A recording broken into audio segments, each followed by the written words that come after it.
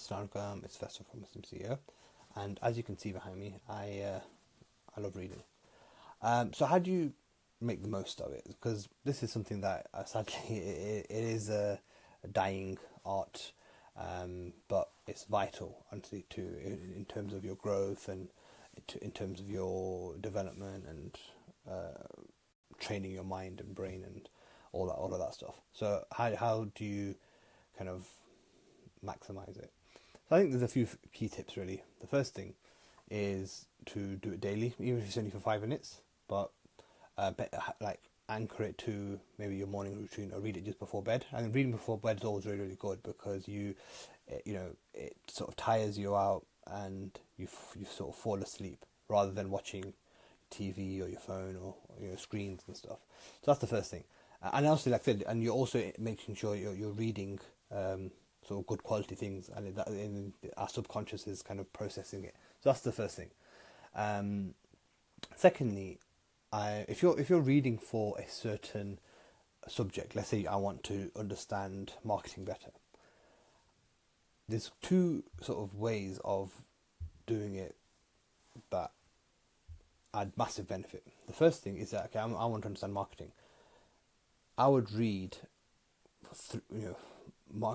like marketing as a whole, in 4 or 5 books in a row on marketing, as opposed to, okay, I read a book on marketing and then let me move to, I don't know, history, and then move to business, and then move to fashion, and it's because what it does is that once you've learned something on, say, marketing, it's still quite fresh.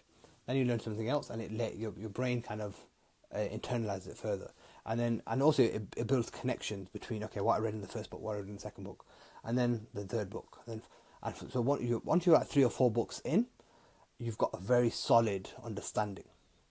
So that's the first thing. Secondly, and then when now that your marketing is like a decent, you've got a decent understanding of it, then your next subject, let's say it's business and stuff, your brain will then look at how does business and marketing link, and so if you look at someone like Elon Musk, they call him like sort of polymath or whatever, because what he was doing for years and years and years, I think he said he'd been reading a book a week since the age of 12. And like, so when you look at all the things that he's been doing, like SpaceX and all of these random things, it's because he's got so much stuff stored up there that he sees patterns where nobody else does. He says, okay, well, this thing I read about engineering once, okay, I can map that up with what I read about space travel, and then I can map that with what I read about algorithms, and so all of this stuff actually then he can see a formula when, again, nobody else could. So that's just one really interesting thing. Another really good thing for a tip is, if you don't want to do it that way, one thing you can do is to read a particular author, and then to read everything by that author in like one after the other. So let's say you're reading a book by, I don't know, Seth Godin or something, or Malcolm Gladwell. Whilst you're still in his voice in your mind, then read the next book by him, and the next book, because again, that allows you to fully extract everything that author's kind of trying to tell you, without having to then without having to just switch your mind to another style and to understand that and stuff. It just naturally kind of flows. So they're just a couple of quick tips to make you into a better reader, because as they say, readers are leaders.